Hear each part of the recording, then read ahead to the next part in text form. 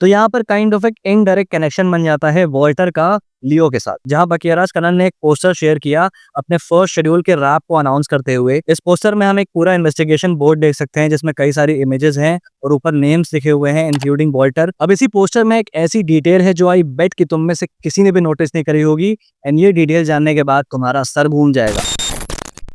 तो भैया बड़े जमाने बाद एलसीयू के डिकोडिंग और थ्योरी वाले दिन वापस आ गए हैं, और कितने अच्छे दिन चाहिए मित्रों। बेंस जिसको लोकेश कनगराज डायरेक्ट तो नहीं कर रहे हैं, लेकिन ये पूरी तरह से क्लियर है कि ये फिल्म एलसीयू के अंडर आने वाली है, जिसको लेके मैंने भी न्यूमरस थ्योरीज तो अपने पिछले 2 वीडियो से बात करी है, तुम चाहो तो उनको देख सकते हो। लेकिन भैया अभी गेम थोड़ा हो गया है सीरियस। रिसेंटली कुछ दिनों में बेंस को लेके कुछ इंटरेस्टिंग डिटेल्स आई हैं डायरेक्टर बकियाराज कनन की तरफ से, एंड साथ ही साथ एक कास्टिंग रूमर जो कि काइंड ऑफ पूरा गेम चेंज कर सकता है। And on top of this, इन सारी डिटेल्स में तुम्हारे पॉप कल्चर नर्ड ने कुछ ऐसी चीजें नोटिस करी हैं which makes up for some crazy theories and possibilities, और साथ ही साथ कुछ कंफर्म चीजें भी जो बेंस के एंटिसिपेशन को पर्सनली मेरे लिए और ज्यादा बढ़ाती है। तो बिना और इंतजार कराए बात करी जाए इन चीजों पर, स्टे ट्यून्ड। तो बेंस के डायरेक्टर बकियाराज कनन ने रिसेंटली में एक स्टेटमेंट दिया जहां पर उन्होंने ऑफिशियली कंफर्म कर दिया है कि ये फिल्म एलसीयू के अंडर है। उन्होंने बताया कि बेंस के जो इवेंट्स हैं वो दूसरी एलसीयू फिल्म्स के पैरेलल चलेंगे। वो फिल्म्स जो आ चुकी हैं लाइक कैथी, विक्रम एंड लियो, ये ना ही कोई प्रीक्वल है ना ही कोई सीक्वल है, लेकिन एलसीयू के अंडर है। तो बेसिकली इसका मतलब ये है कि बेंस मूवी में जो भी इवेंट्स होंगे वो सारे के सारे एलसीयू के अंडर ही होने वाले हैं, उसी सेम यूनिवर्स में जहाँ पे कैथी, विक्रम और लियो के इवेंट्स हुए हैं। लेकिन बेंस के इवेंट्स का कोई भी डायरेक्ट कनेक्शन इन किसी भी फिल्मों से नहीं होने वाला। फॉर एग्जाम्पल कैथी में जो हमने स्कॉर्पियन सिंबल वाले ड्रग्स देखे थे वो विक्रम में भी थे, तो ये कैथी और विक्रम की स्टोरी लाइंस में एक डायरेक्ट कनेक्शन हो गया। वहीं पैरेलल इवेंट्स का मतलब क्या होता है, तो इसका बेस्ट एग्जांपल है शांग-ची फ्रॉम एमसीयू, जहां film takes place in MCU, but उस फिल्म में जो कुछ भी हो रहा है उसका कोई भी कनेक्शन किसी दूसरे एमसीयू फिल्म के स्टोरी लाइन से नहीं है। मतलब कि आपको शांग-ची मूवी समझने के लिए कोई भी प्रीवियस एमसीयू मूवी देखने की जरूरत नहीं है। एंड यही सेम चीज यहाँ पे ये लोग आई थिंक बेंस के साथ भी करेंगे कि भाई बेंस की जो स्टोरी है वो कंप्लीट होने के लिए किसी दूसरे फिल्म की स्टोरी पे डिपेंडेंट नहीं है एलसीयू में। ऑब्वियसली रेफरेंस होंगे बाकी फिल्मों के, जो भी शुरू से एलसीयू को फॉलो कर रहा है वो बेंस में सारे एलसीयू रेफरेंसेस को कैच कर लेगा। लेकिन जो भी पहली बार बेंस को देख रहा है जिसने प्रीवियस एलसीयू मूवीज नहीं देखी हैं, तो उसके व्यूइंग एक्सपीरियंस में कुछ बहुत ही खासम फर्क नहीं आने वाला। वो बेंस को individually as a movie completely enjoy करेगा। फिर उसके बाद भले ही आगे चल के बेंस का जो कैरेक्टर है उसको एलसीयू के मेन स्टोरी लाइन यानी कि ड्रग फ्री सोसाइटी वाली चीज में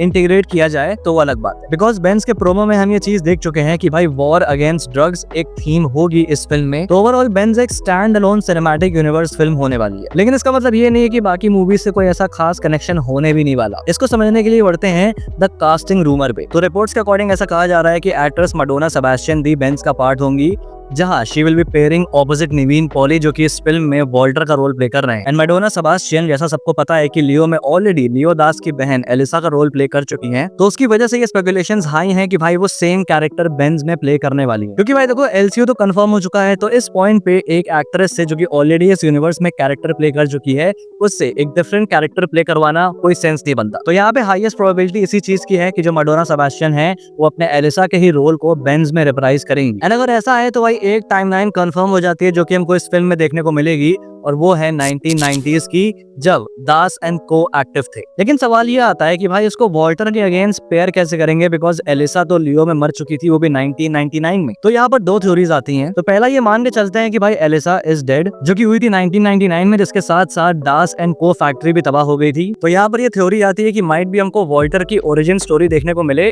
जहां पर हम ये देखेंगे कि भाई वॉल्टर जो है वो दास एंड को के लिए काम करता होगा, एंड जो एलिसा है वो उसकी लव इंटरेस्ट होगी। एंड फिर जब दास एंड को तबाह हो गया और एलिसा की डेथ हो गई, तो वॉल्टर सर्वाइव कर गया, एंड देन उसके बाद से उसने अपने खुद के गोल्ड एम्पायर को एस्टैब्लिश किया। ये सबसे फिटिंग थ्योरी हो सकती है अगर हम पैरेलल स्टोरी लाइन वाले नैरेटिव को लेकर दिमाग में चलें। दूसरी थ्योरी इतनी ज्यादा स्ट्रॉन्ग नहीं है, बट सिंस यहाँ पे डिस्कशन चल रहा है तो भाई बात कर लेते हैं उसके ऊपर। और वो ये है कि भाई लियो का जो फ्लैशबैक है वो फेक है, जैसा हमें खुद लोकेश कनगराज ने ये बात बताई है, which means there are chances कि भाई एलिसा भी जिंदा हो सकती है। एंड जस्ट लाइक लियो, उसने भी अपनी पहचान बदल ली एंड देन कहीं और जाके रहने लगी, जहाँ पर उसकी मुलाकात वॉल्टर से हुई होगी, एंड देन प्यार व्यार जो कि तुम में से किसी की जिंदगी में है नहीं। एंड जैसा हमने देखा हुआ है कि भाई वॉल्टर 2 पर्सनैलिटीज लेके चलता है, ट्विन फिश। तो यहाँ पर एक और थ्योरी आती है कि माइट भी जब एलिसा वॉल्टर से मिली हो तो उसको पता भी ना हो कि ये गोल्ड स्मगलर है, एंड जब सालों तक उसके साथ रहने के बाद एलिसा को उसकी असलियत का मालूम चले तो उसका साथ देने के बजाय वो बेंस के लिए एक वैल्यूएबल एसेट साबित हो और वॉल्टर के एम्पायर को टेक डाउन करने में बेंस की हेल्प करे। अब ये थ्योरी सेंस क्यों बनाती है, क्योंकि जिस तरह से लियो की लाइफ की ट्रेजेक्टरी रही है कि भाई उसने क्राइम वगैरह छोड़ के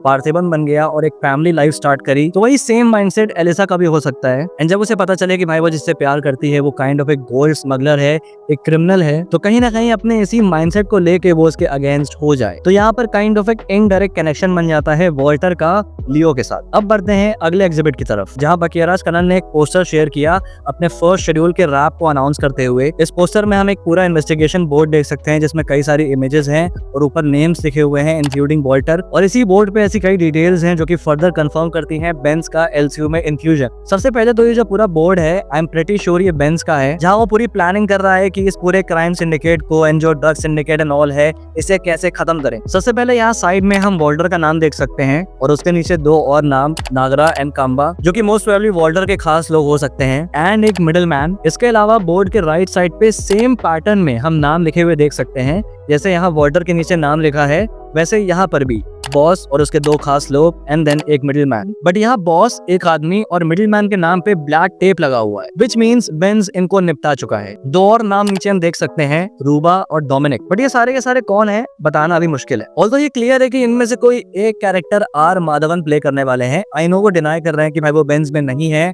but I believe currently he is playing Andrew Garfield. बाकी तुम समझदार हो। फिर आता है बीच में ये अननोन बंदा जहाँ लिखा है हु एंड फाइंड हिम। तो लो भाई यहाँ पे मेरी एक और थ्योरी सच हो जाती है। जैसा मैंने पिछले वीडियो में बताया था कि भाई जो वॉल्टर है वो मेन विलन नहीं होगा, उसके ऊपर भी एक बॉस होगा जिसका सिंबल ये ट्विन स्नेक है, एंड वो बॉस यही है। एंड उस बॉस के नीचे दो खास आदमी काम करते हैं, एक वॉल्टर एंड दूसरा ये बंदा जिसको बेंज मार चुका है। अब आते हैं नीचे की तरफ जहाँ पे तमाम इमेजेस हैं ढेर सारे लोगों की एंड न्यूज़पेपर हेडलाइंस एटसेट्रा। इसमें देखो तो हम यहाँ पे ब्लू मेथ की फोटो देख सकते हैं, जो अगेन मैंने थ्योरी दी थी कि भाई बेंज में जो मेथेम्फेटामीन है इसका भी रैकेट इन्वॉल्व होगा। एंड ये ब्लू मेथ हमने सांधारम को भी यूज करते हुए देखा है विक्रम में। फिर हम यहाँ पर एक न्यूज़पेपर हेडलाइन देख सकते हैं जिसपे लिखा है single handedly war on drug, जो कि कैथी का रेफरेंस हो सकता है, बिकॉज विक्रम में हमने ये चीज देखी है कि कैथी में जो कंसाइनमेंट पकड़ा गया है 900 किलो का, उसका जो क्रेडिट है वो बिजॉय को दिया गया था। एंड ये ब्लैक स्क्वाड का भी रेफरेंस हो सकता है जो कि literally war against drugs declare कर चुकी है। एंड इसके नीचे हम एक पोस्टर भी देख सकते हैं जिसमें लिखा है no hope for drug addicts, और कुछ इमेजेस भी हैं ड्रग बस्ट की। तो इतने सारे हिंट्स काफी हैं ये कंफर्म करने के लिए कि भाई बेंज में भी एलसीयू का ये ड्रग फ्री सोसाइटी वाला जो थीम है वो प्रेवलेंट रहने वाला है। एंड यही वो गेटवे बन सकता है जिससे कि बेंज एलसीयू के बाकी सारे कैरेक्टर्स स्पेसिफिकली विक्रम से इंटरैक्ट करेगा, क्योंकि जब विक्रम को पता चलेगा कि भाई कोई और एकदम विजिलेंटे बन के ड्रग्स के अगेंस्ट वॉर कर रहा है तो लाजमी है कि विक्रम उसे अप्रोच करेगा। फिर नीचे हम हथकड़ी भी देख सकते हैं जो काइंड ऑफ रेफरेंस तो नहीं लेकिन एक ईस्टर एग है कैथी का, क्योंकि हथकड़ी जो है वो कैथी के थीम का एक बहुत ही इंपॉर्टेंट पार्ट है। फिर उसके बाद हम यहाँ पे डॉकयार्ड की फोटो देख सकते हैं, ये भी और ये भी। वॉल्टर गोल्ड स्मगलर है, कुली में गोल्ड स्मगलिंग है, कुली में डॉग्स हैं, यहाँ भी डॉग्स हैं, कुली पावर हाउस है। बाकी तुम्हें छोड़ रहा हूँ, तुम समझदार हो खुद। अब इसी पोस्टर में एक ऐसी डिटेल है जो आई बेट कि तुम में से किसी ने भी नोटिस नहीं करी होगी, एंड ये डिटेल जानने के बाद तुम्हारा सर घूम जाएगा। यहाँ इस बोर्ड पे इस फोटो को नोटिस करो तो ये लियो की फोटो है। यस, काफी गौर से देखने के बाद ब्राइटनेस बढ़ा के एंड इस इमेज की काफी स्ट्राइकिंग सिमिलैरिटी लियो के सीन के साथ, जहाँ ये काइंड ऑफ फोटो फ्लिप्ड है, बट दिस इज 100% लियो दास। जैसे कि मेरी पहली थ्योरी जो कि मैंने इस वीडियो में दी थी कि भाई